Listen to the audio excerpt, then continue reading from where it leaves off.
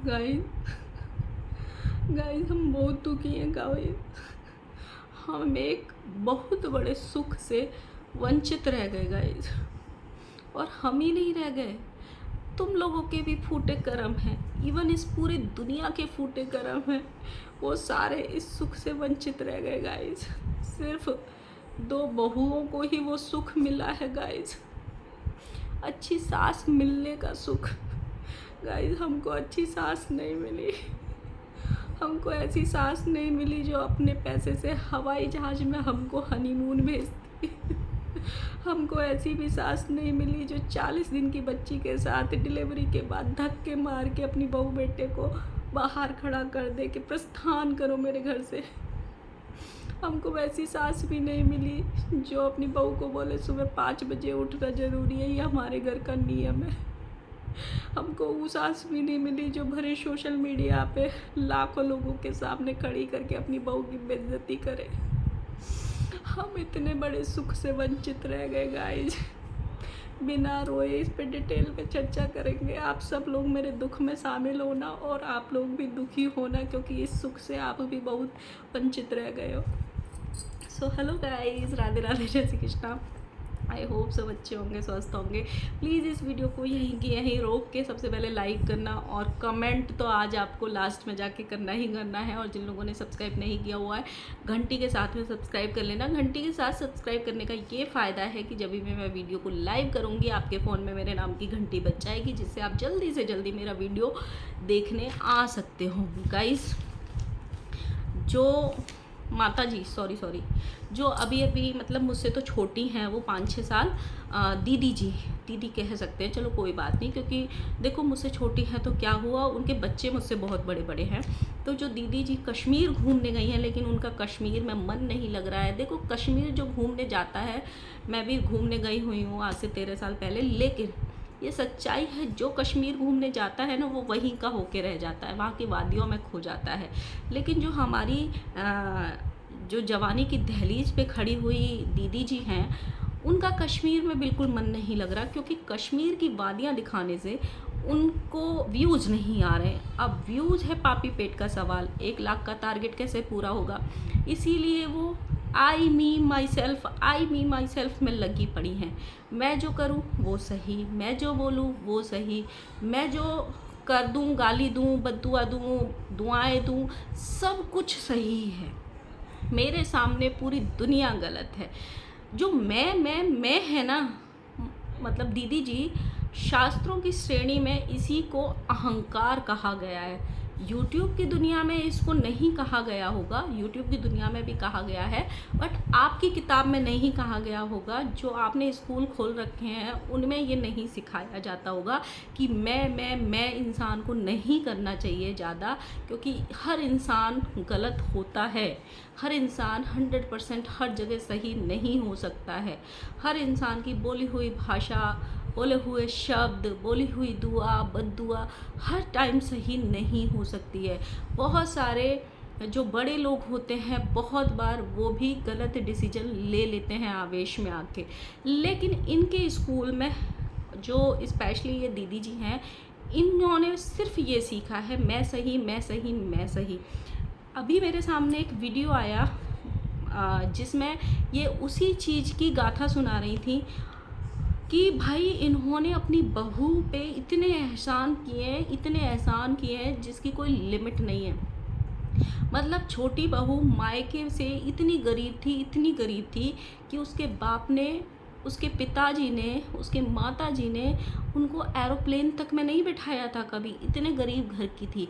और जैसे ही माताजी के घर में वो लड़की आई, माताजी लेके आई, माताजी इतनी बड़े दिल की थी, इतनी बड़ी, कि उस गरीब लड़की को एरोप्लेन में बिठा के हनीमून पे भेजी। आप में से कितने ऐसे लोग होंगे जो शादी के बाद बैठे होंगे?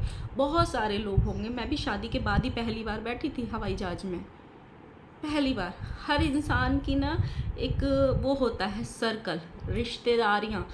घूमने के शौक, पिता का जो काम होता है उस पे डिपेंड करता है कि आपके पिता का काम कैसा है। जिनके भी पिता दुकान करते होंगे ना, वो बहुत कम घूमने जाते होंगे, क्योंकि वो 5 दिन 10 दिन के लिए दुकान बंद नहीं कर सकते हैं। जिनके पिताजी जॉब करते होंगे या सर्विस करते होंगे ना, फिर भी वो 2-4 दिन की छुट्टी ले लेते हैं। और जो पुराने लोग होते थे वो तो, उनको तो घूमने का शौक़ ही नहीं होता था, उनकी थिंकिंग ही अलग होती थी।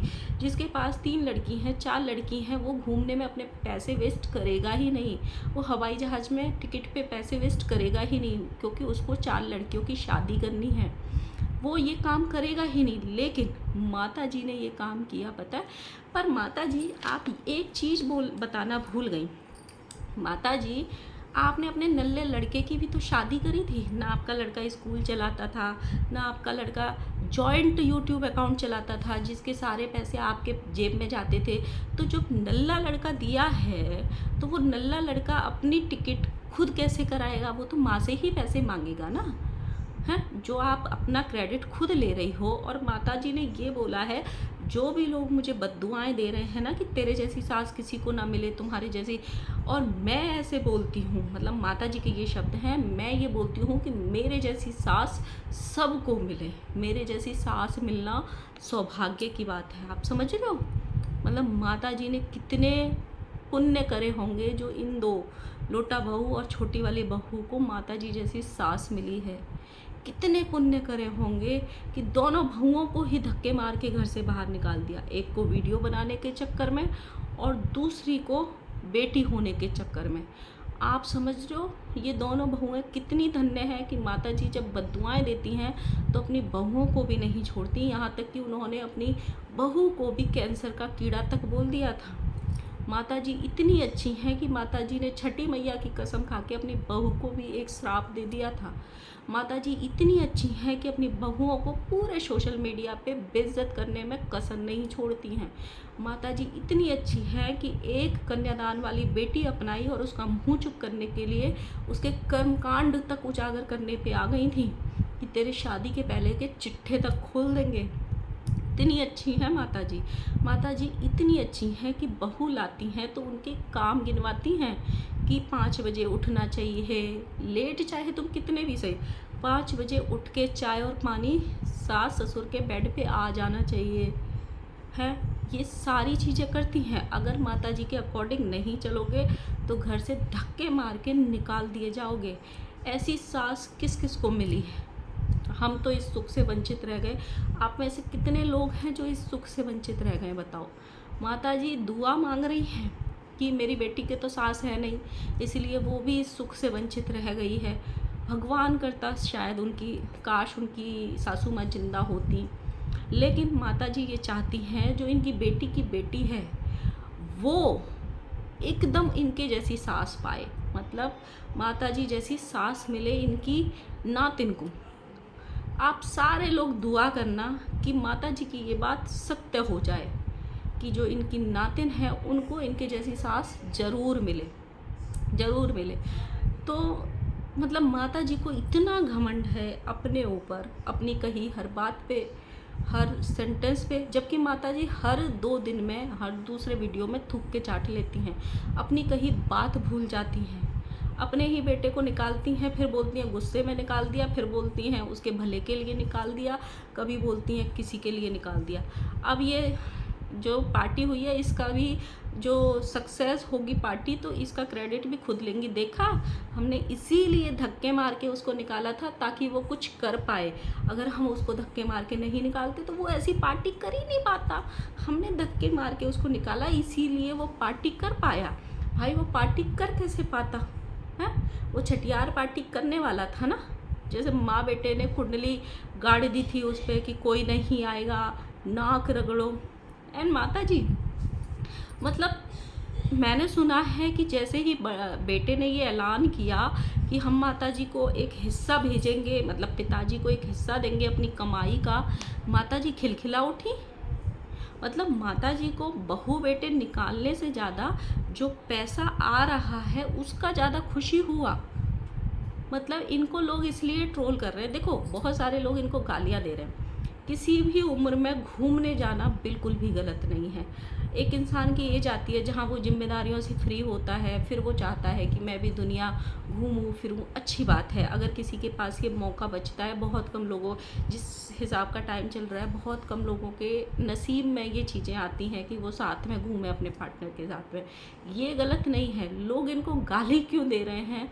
माता जी वो नहीं समझना चाहती हैं, सॉरी दीदी जी वो नहीं समझना चाहती हैं। लोग इनको इसलिए गाली नहीं दे रहे कि ये घूमने गई हैं, लोग इनको इसलिए दे रहे हैं कि जैसे ही बेटे बहू को धक्के मार के घर से निकाला, उसके अगले दिन घूमने गई हैं और माता जी वहाँ से भी अपने उसी बेटा बहू को टारगेट कर रही हैं, लगातार टारगेटिंग वीडियो बना रही हैं और जो उनके चेहरे की चमक है वो और ज़्यादा बढ़ गई है। तो इसलिए लोग उनको टारगेट कर रहे हैं या उनको जो भी ट्रोल कर रहे हैं। इससे दुखी होकर माताजी ने कमेंट सेक्शन तक ऑफ कर दिया है। हालांकि माताजी ने पिछले 2 या 3 वीडियो ऐसे बनाए हैं जिसमें वो अपनी वादियाँ दिखा रही हैं और सैर सपाटा कर रही हैं, जो कि अच्छी बात है। देखो, पर ये वाली बात तो माताजी भी समझ गई हैं कि भाई सैर सपाटा कितना ही कर लो, व्यूज़ नहीं आने वाले हैं। व्यूज़ सिर्फ़ और सिर्फ झोटा झोटी से आएंगे और बाहर वाला कोई मुंह लगाएगा ही नहीं। इसीलिए अभी देखो, ये बस या तो ये घर लौट आए या फिर और एक दिन ऐसे वीडियो डाल लेंगी सैर सपाटे वाले, फिर ये इसी वाली बहू की फिर से धज्जियाँ उड़ाएंगी और इसी वाली बहू की फिर से चीज़ें निकालेंगी कि ऐसी पार्टी हुई, उसको बुला लिया, हमको नहीं पूछा, ये कर दिया, वो कर दिया, ये सारी चीज़ें होंगी। सो गाइज, आपका क्या कहना है? कौन कौन इस सुख से वंचित रह गया? कौन कौन को दुख हुआ ये सुन के कि उनके पास इतनी अच्छी सास नहीं है? और कौन कौन अगले जन्म में या अगले कई जन्मों तक ऐसी सास पाने की इच्छा रखता है? वो प्लीज़ कमेंट सेक्शन खुला हुआ है, सारे लोग कमेंट ज़रूर करना। मिलते हैं नए वीडियो के साथ में, तब तक के लिए बाय बाय।